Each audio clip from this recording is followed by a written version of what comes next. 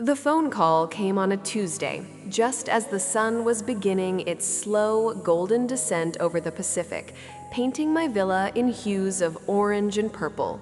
I was on my patio, a glass of chilled rosé in hand, watching the waves crash with a rhythmic calm that had become the soundtrack to my new life. It was my mother. Her voice, tinny and distant, cut through the peaceful hum of the ocean. "Vivian," she began, her tone a familiar blend of feigned concern and thinly veiled judgment. "Your father and I were just talking about you. Still out there, are you? All alone?" I took a slow sip of my wine, letting the silence stretch, savoring the cool liquid on my tongue. "Yes, Mother," I finally replied, my voice calm, steady, and utterly devoid of the tremor that would have betrayed me years ago. "Still out here. And no, not alone. I have my life." She sighed, a dramatic, put-upon sound that instantly transported me back 2 decades. "We just worry about you, dear, making all those choices. We just hope you don't regret that big mistake you made, running off like you did." That was it. That was the spark. The words hung in the air, echoing years of dismissive remarks, of open mockery, of a love that always felt conditional. A slow, quiet smile spread across my face as I looked out at the endless expanse of the ocean, at the elegant curves of my infinity pool, at the sprawling gardens that were my personal sanctuary. "Regret?" I finally said, my voice barely above a whisper, yet firm as steel. "Oh, Mother, it was a good thing. A very good thing, in fact, because now I've moved 2,000 miles away to my villa." The line went silent, and for the first time in my life, I truly felt free. But to understand that freedom, to grasp the weight of that single defiant sentence, you need to understand the cage I grew up in. My name is Vivian, and for most of my early life, I felt like a character in a play written by someone else. My parents, bless their hearts, were pillars of their community, revered for their traditional values, their impeccable home, and their 2 seemingly perfect children. My older brother Michael, who dutifully followed in our father's footsteps into law, and me, or rather, the version of me they wanted to see.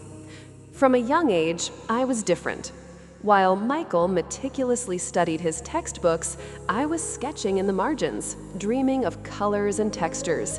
While he practiced his debate club speeches, I was rearranging my room for the 10th time, convinced I could create a more harmonious space. My parents, however, saw my artistic inclinations as a phase, a frivolous distraction from the serious business of life. "Art is a hobby, Vivian, not a career," my father would say, his voice resonating with an authority that brooked no argument. "You need stability, a good, respectable profession, something that provides security." My mother, ever the pragmatist, would add, "Look at your cousin Sarah. She's going to be a doctor. That's a future." "What will you do with a paintbrush? Starve in a garret?"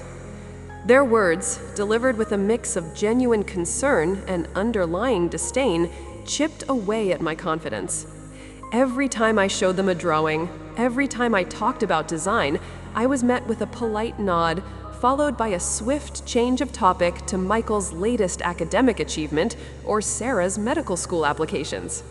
It wasn't outright cruelty, but a subtle, constant undermining, a slow erosion of my self-worth. It taught me to hide my passions, to pretend to be more interested in subjects I found dull, all to earn a fleeting moment of their approval. The real turning point, the mistake they referred to, came when I was 18. I had been accepted into a prestigious art and design school, a place that felt like a beacon of hope, a promise of a future where I could truly be myself. But I had also been accepted into a decent, albeit uninspiring, business program at a local university, their preferred choice.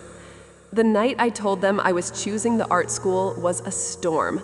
My father's face, usually so composed, contorted into a mask of disappointment. "You're throwing your life away, Vivian," he boomed, his voice shaking the very foundations of our meticulously kept living room. "This is a foolish, irresponsible decision." My mother, usually the calmer one, joined in, her voice sharper than I had ever heard it. "Do you know the sacrifices we've made for you to just squander it on some bohemian fantasy? You'll regret this, mark my words. You'll come crawling back, begging for help when your art can't put food on the table." Their words stung deeply. They weren't just disapproving, they were mocking, dismissive of my entire being, my dreams, my very soul. They saw my choice not as an act of courage, but a willful defiance, a personal affront to their values. They cut off all financial support, expecting me to buckle. But something inside me snapped that night. The fear and self-doubt that had plagued me for years suddenly hardened into a resolve I didn't know I possessed. I would not crawl back. I would not regret it. I would prove them wrong. I left home with little more than a suitcase full of clothes, a portfolio of my best work, and a burning desire to succeed. I found a tiny, run-down apartment in a bustling city, far enough from their judgmental gaze, but close enough to the opportunities I craved. The first few years were brutal. I worked 3 part-time jobs, waiting tables, selling clothes, and even cleaning offices late at night. Sleep was a luxury. Meals were often instant noodles or whatever stale bread I could afford. My hands were perpetually stained with paint, my mind buzzing with design concepts, and my body aching from exhaustion. There were countless nights I cried myself to sleep, the echo of my parents' mocking words ringing in my ears. "Starve in a garret," my mother's voice would whisper. "Foolish, irresponsible," my father's would thunder. Doubt was a constant companion, a shadow that clung to me, threatening to pull me under. Many times, I almost gave up. I considered dropping out, going back to the business program, seeking their forgiveness and embracing the safe, predictable life they had mapped out for me. But then I'd look at my sketches, at the vibrant colors, the innovative designs, and remember the dull ache of living a life that wasn't mine. That memory, coupled with the humiliation of their mockery, always pulled me back from the brink. I would tell myself, "Vivian, you will not let them win.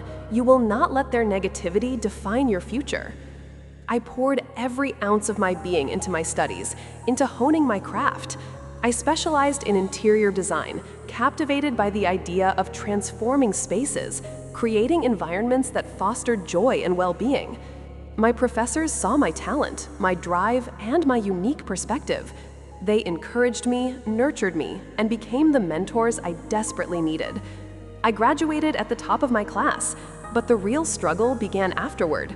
Building a client base from scratch with no family connections or financial backing was an uphill battle.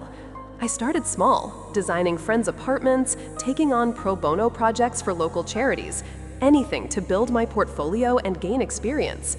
I networked tirelessly, attending every industry event, handing out business cards, and practicing my elevator pitch until it was second nature. My parents remained silent, save for the occasional terse phone call from my mother, always inquiring about my struggle with a barely concealed satisfaction. "Still doing those decorating jobs, dear?" she'd ask, as if I were painting garden gnomes. "Michael just got promoted again, you know. He's doing very well." Their words, once debilitating, now acted as a strange kind of fuel. Every slight, every dismissive comment, every implied comparison to Michael's success became a brick in the foundation of my own ambition. I refused to be their cautionary tale. I refused to be the daughter who failed. I wanted to build something so undeniable, so magnificent, that their mockery would shatter against its walls. I started my own design firm, Vivian Designs, initially operating out of my cramped living room. I specialized in high-end residential and commercial spaces, focusing on sustainable, minimalistic aesthetics that were just beginning to gain traction. I invested every penny I earned back into the business, hired a small but dedicated team, and worked harder than I ever thought possible. There were still moments of profound doubt, particularly when a big project fell through or when a client was difficult.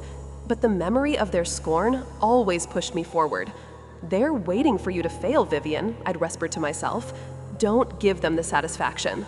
The turning point came with a prestigious project redesigning a boutique hotel in a burgeoning arts district.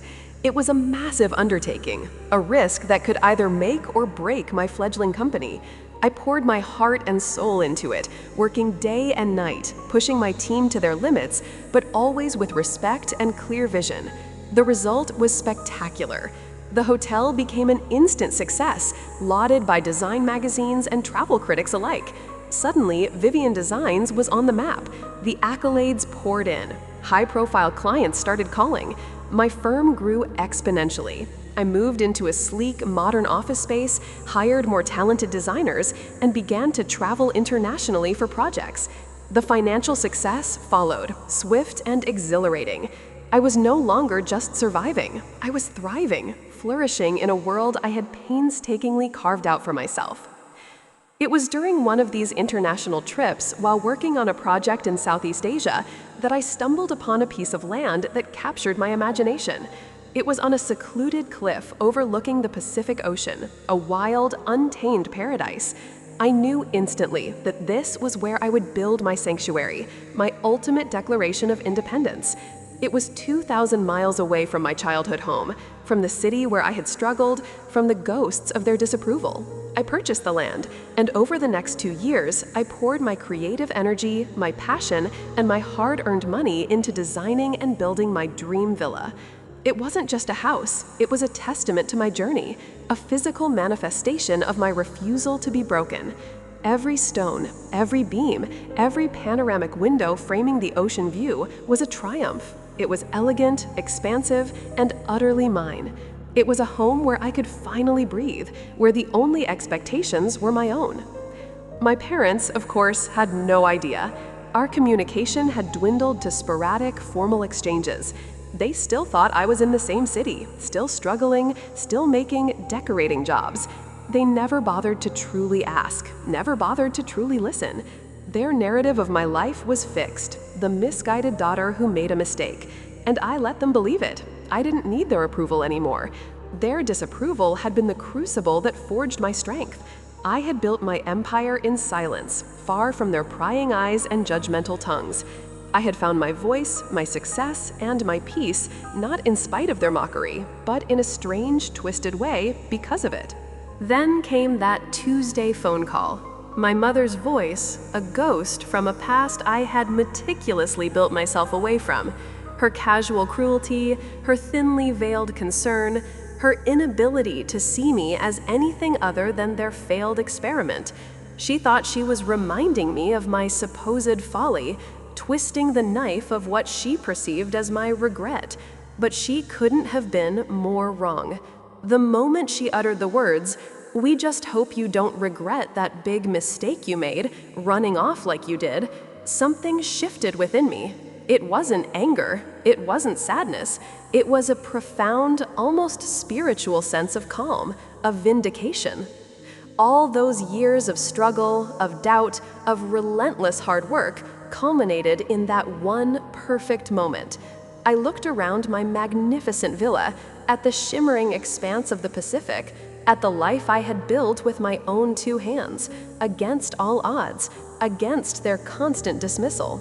It was a life of beauty, of purpose, of absolute freedom, and I knew with every fiber of my being that I had won. My voice was steady, almost serene, as I delivered the line that had been years in the making. Regret? Oh, mother, it was a good thing, a very good thing, in fact, because now I've moved 2,000 miles away to my villa. The silence that followed was deafening, a perfect, exquisite void. I could almost hear her brain struggling to process the implications, the sudden, undeniable truth of my words. The daughter they had mocked, the one they had written off, was not just surviving, she was thriving beyond their wildest imaginations, in a place they couldn't touch, couldn't judge, couldn't diminish. I didn't gloat, I didn't need to. The truth of my life, the sheer, undeniable reality of my success, spoke volumes. I hung up the phone, not with a slam, but with a gentle click, severing the last fragile thread of their hold on me. The sun dipped below the horizon, painting the sky in a final, glorious blaze of color. I raised my glass of rosé, not in triumph over them, but in a quiet toast to myself, to Vivian, to the girl who dared to make a mistake, and in doing so, built an unbreakable, beautiful world of her own. The ocean continued its rhythmic whisper, a lullaby of peace and profound gratitude.